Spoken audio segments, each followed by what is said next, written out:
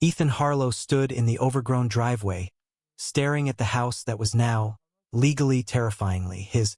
It loomed against the evening sky, a crooked silhouette with windows that seemed too dark, too watchful. The real estate agent had been all smiles, brushing off questions about the property's history with a rehearsed laugh and a phrase Ethan would later regret ignoring. "Every old house has its quirks, Mr. Harlow." The front door groaned as he pushed it open. Dust swirled in the beam of his flashlight, the air heavy with the scent of mold and something metallic, like rust or blood. He told himself it was just old pipes, old wood, old air. Yet as he stepped inside, the floorboards didn't just creak. They shifted, as though the house was reacting to him. Behind him, the door slammed shut on its own. And somewhere deep inside the house, faint but unmistakable, Ethan heard it, a dragging sound, like something heavy being pulled across the floor.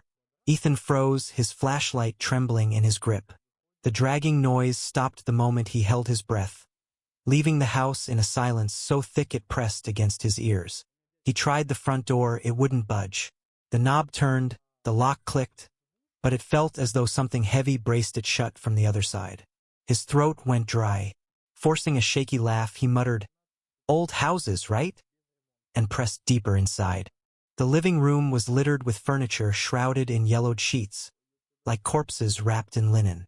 The fireplace, stone-blackened, still held the faint smell of burned wood, as though it had been used recently. That thought unsettled him most. The house had been vacant for years. When he finally found the master bedroom upstairs, exhaustion outweighed fear. He set up his sleeping bag, phone charging on the floor beside him. But just as sleep began to pull him under, a noise crawled through the dark. A slow, rhythmic knocking inside the walls, right behind his headboard. Knock, knock, knock. Deliberate, patient, waiting. Ethan sat upright, heart hammering. The knocking had stopped the instant he moved. He pressed his ear to the wall, straining. At first, nothing, only the hum of silence. Then, faintly, he heard it. A whisper, distorted and low, as if traveling through a long tunnel. "Let me out." Ethan stumbled back, knocking over his flashlight. Its beam rolled across the floor, slicing through shadows. He grabbed the nearest thing he could find, a heavy metal lamp, and slammed it against the wall. The plaster cracked, dust showering his face. The sound stopped. Panting, he forced himself back into his sleeping bag, whispering that it was just the wind, just his imagination. Eventually, exhaustion dragged him under. But at 3:17 a.m., his phone screen lit up. The charger cable was still plugged in. Yet the battery was draining 100%, 99%, 98%, dropping rapidly. And across the glass, in the reflection of his own face, another face appeared. A face inside the wall, staring at him. Ethan jolted awake, gasping. Sunlight spilled weakly through the curtains. His phone lay dead beside him. The screen cracked as if it had been struck. He tried to convince himself it had all been a nightmare, a product of exhaustion and nerves. But the wall told another story. Where he had struck it last night, the plaster was splintered, broken into jagged lines. And at the center of the cracks, something dark had seeped through during the night, thick, reddish stains that looked disturbingly like blood. Ethan's stomach churned. He staggered downstairs, needing air. The kitchen greeted him with peeling wallpaper and a cold silence. Yet on the table, which he hadn't touched since arriving, lay a plate, a chipped porcelain plate, and on it sat a piece of raw meat, fresh, glistening, and dripping as though someone had just placed it there. The back door slammed shut before he could move, and a voice whispered behind him, so close it tickled his ear. "You shouldn't have woken me." Ethan spun around, fists clenched, but no one was there. The kitchen stretched out before him, still and empty, though the air felt charged, heavy, as if someone was breathing down his neck. His skin prickled.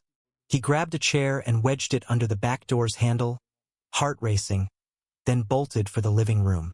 That's when he heard it. From upstairs. Slow, heavy, measured. Footsteps. One step. Two. A long pause. Then another. They echoed through the house, deliberate, like someone was making sure he heard them. Ethan's rational mind screamed to run outside, break a window, anything, but his body refused. He found himself creeping toward the staircase, eyes locked on the landing above. The footsteps stopped. The silence that followed was worse.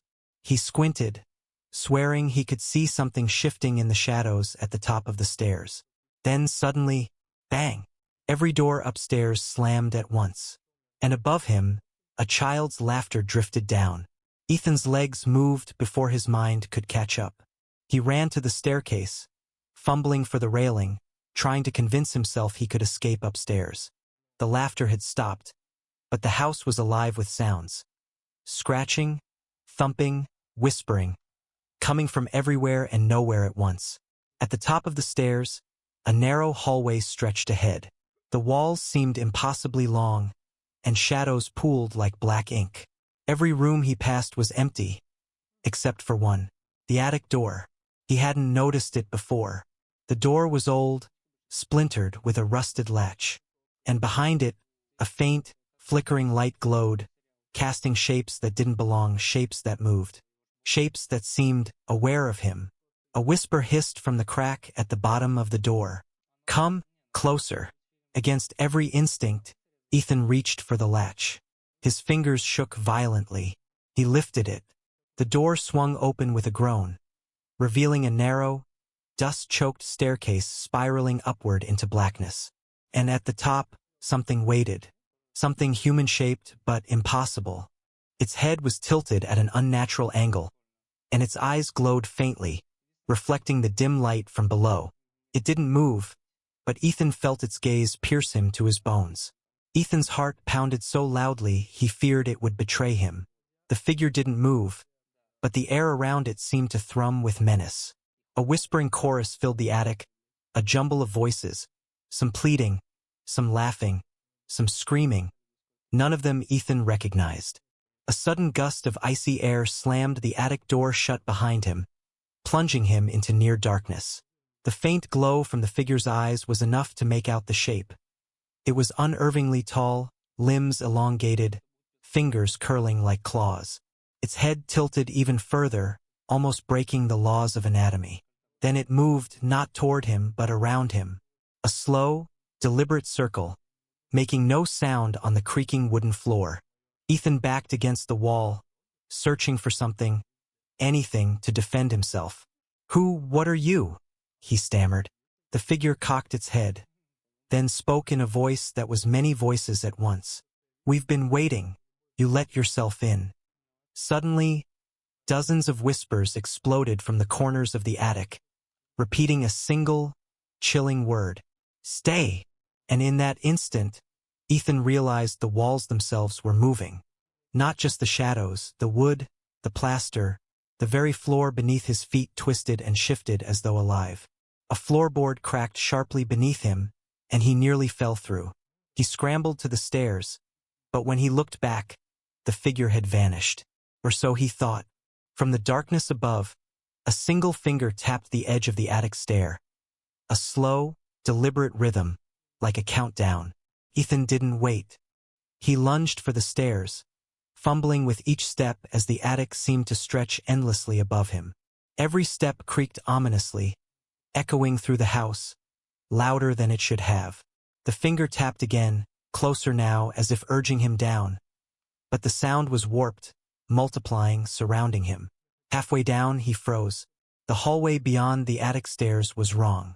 Doors twisted at impossible angles, walls bent like liquid, and the floor beneath him rippled as if the house itself were breathing.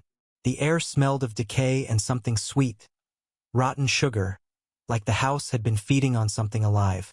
A shadow darted across the distorted hallway, just out of the corner of his eye. Then another, and another. Ethan realized with horror. The shadows were following him. He forced himself forward, ignoring the voices that now screamed his name from every direction. Ethan, stay, belong. At the bottom of the stairs, he thought he saw the front door. Relief surged, but when he ran to it, the handle melted under his hand like wax. The door had become part of the wall. Panic clawed at him as he turned, only to see dozens of pale faces pressed against every window, their mouths opening and closing silently, their eyes wide with pleading and menace. Then the whisper returned. "You can't leave, not yet." Ethan's breathing was ragged, and sweat burned his eyes. The house was alive, and it wasn't done with him. Ethan stumbled backward, nearly tripping over a warped floorboard. His eyes darted desperately, searching for any escape. That's when he noticed it. A narrow crack behind an old bookshelf, one that didn't look like it belonged. The shelf seemed to shiver as if breathing, and behind it, a faint, flickering light glimmered. With nothing left to lose, Ethan pried the shelf aside and revealed a hidden doorway. A pungent smell of rot and iron wafted out, and he realized it was a room, sealed for decades. Inside, the walls were covered in strange symbols, carved deep into the wood, some dripping with dried blood.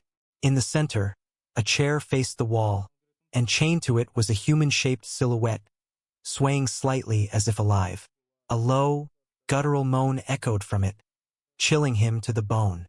Then the figure stirred. His head turned slowly, and it wasn't human. Its eyes were hollow voids, its mouth stretched unnaturally wide in a permanent scream. Ethan stumbled backward, tripping over more chains, hearing the metallic rattle of something sliding toward him. A voice hissed from the darkness behind the figure. "They never leave, not once they've entered." Ethan's blood ran cold. He realized the house wasn't just alive. It was hungry. Ethan didn't wait to confront the figure. Panic surged through him as he bolted toward the hidden room's doorway. The chains behind him rattled violently, the hollow figure lunging forward with unnatural speed. Every step he took seemed slower than it should be, as if the house itself was tugging at his limbs. He stumbled into the warped hallway, shadows twisting around him like living smoke. Doors slammed shut just inches from his face, and whispers screamed from the walls. "Stay forever." Desperate, he yanked open another door and found a narrow staircase spiraling downward. He didn't know where it led, but it promised a chance to escape. Behind him, the hollow figure's moans grew louder, accompanied by hundreds of whispering voices now chanting in unison. "Do not leave! Do not leave!" Ethan's legs burned, lungs screaming, but he kept moving. The stairs seemed endless, descending into darkness thicker than any night. Then he tripped, hitting the floor with a sickening thud.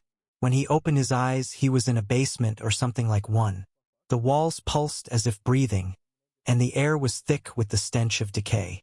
Against the far wall, dozens of broken mirrors reflected his terrified face, but behind each reflection, a shadow moved independently, grinning at him. And in the center of the room, the hollow figure waited, now multiplied, every reflection becoming a separate, writhing entity. Ethan pressed himself against the wall, shivering. Every mirror reflected him, yet none were truly him. In each one, his body twisted, elongated, grotesque, mouths opening where eyes should be, limbs bending in impossible directions. The hollow figures from before crawled out of the reflections, writhing and whispering in voices that were part scream, part laughter. The mirrors weren't just reflections. They were portals, and whatever lived inside them wanted him. One mirror cracked, a jagged line racing across the glass. Through it, a hand reached out, skeletal, impossibly long fingers curling around the edge. The whisper came again, louder now. "Join us. Stay forever." Ethan scrambled backward, but the floor rippled beneath him, as if the basement itself were swallowing him. Every mirror multiplied, surrounding him, until the whispers became a deafening roar. In a sudden, desperate move, Ethan grabbed a shard of broken mirror from the floor. The reflection screamed as he swung it toward one of the hollow figures. But instead of breaking it, the figure lunged through the shard, grazing his shoulder with a chill that burned like fire. Pain shot through him, and he realized the house didn't just want him trapped, it wanted him changed. Ethan stumbled backward, clutching his shoulder where the icy burns spread like liquid fire.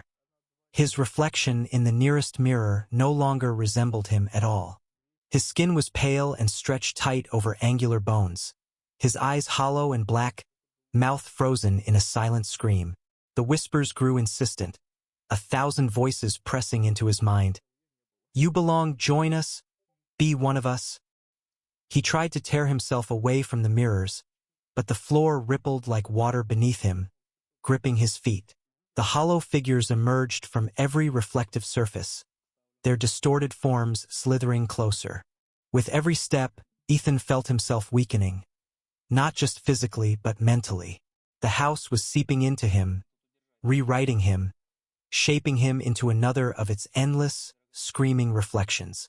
He screamed, pounding on the nearest wall, and for a moment, the basement shuddered violently. One of the mirrors cracked wide, and through the jagged opening, a faint glimmer of light sunlight, real and pure, shone. A part of him fought to reach it. The whispers turned into shrieks, and the hollow figures hesitated, recoiling from the light. Ethan forced himself forward, each step a battle against the pull of the house. He reached the crack in the mirror and lunged through it, shattering it completely. Pain shot through his body, a sensation like being pulled in 1,000 directions, but he landed hard on cold grass. Outside, sunlight burned his eyes. For a moment, silence. Peace. He thought he had escaped, but when he looked back at the house, the windows were watching him. Ethan staggered backward across the overgrown lawn, gasping for air, his clothes torn and bloodied. The sun was real, bright, and warm, yet the house loomed like a dark sentinel, its crooked roof and broken windows seeming almost alive. For a moment he thought he was safe. The nightmare of the basement, the mirrors, the hollow figures. All of it felt like it was behind him. But then he saw it, movement in the windows.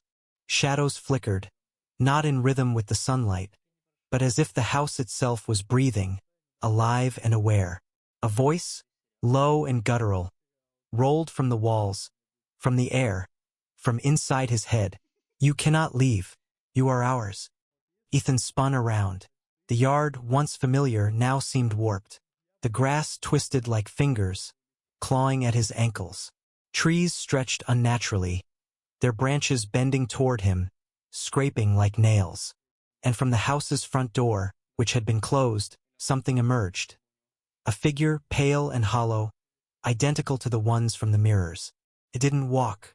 It floated, gliding across the lawn, silent but deliberate. And behind it, the shadows of more figures emerged, pouring from every window and door, as if the house itself had exhaled them. Ethan's stomach sank. He had escaped the inside, but the house's terror was not bound by walls. Ethan's legs pumped furiously, but the ground beneath him seemed to stretch and twist, each step slower than the last. The hollow figures glided silently, their eyes fixed on him, their mouths opening in wordless screams. He glanced around for anything to fight back. A broken branch snapped in his hand, but it felt useless against beings that didn't obey the rules of reality. Panic surged as the house's whispers filled his mind. You cannot leave. You belong to us. Then he remembered the shard of mirror in his pocket. He had kept it from the basement, instinctively. Desperation gave him courage. He swung it wildly at the lead figure. The mirror's surface reflected not his own face, but the twisted forms of the house itself. The figure recoiled, shrieking as the shard seemed to burn through its body. Ethan realized, in a flash of terrible clarity, that the house drew its power from fear, from his submission. The moment he hesitated, it would reclaim him. With a roar, he ran straight toward the front door, shattered shard in hand, and plunged it toward the shadowy masses. The figures screamed, the air shook, and the house itself groaned violently, as if in pain. For a heartbeat, the world held its breath. Then, everything went silent. Ethan opened his eyes to find himself on the front lawn. The house stood behind him, quiet, dark, yet unchanged. The figures were gone, the air still, the sun shining as if nothing had happened. But he knew better. Ethan sank to the ground, trembling. The shard of mirror lay in his hand, blackened and warm, as though it had absorbed something from the house. Relief washed over him. He had survived. He had escaped, or so he thought. He looked back at the house. Its windows glimmered in the sunlight, silent. But then he noticed it. A faint movement in the topmost window, a shape that paused to watch him. Not a shadow this time, a face. Hollow, pale, grinning in a way that mimicked his own fear. The air around him grew cold. The whispers returned. Not loud, not screaming, but soft, almost affectionate. "We will see you again." Ethan ran. The world around him seemed normal now. The road, the trees, the distant hum of traffic. But every reflective surface, every window he passed, held a fleeting glimpse of the house. Always there, watching, waiting. He realized then that the house didn't need walls or doors to trap him. It was no longer just a building. It was a presence, a hunger, a shadow that could follow him anywhere. And somewhere deep in the back of his mind, he knew it had already begun. Because no matter where he went, he could still feel the gaze of the house watching. The terror wasn't over. It never would be.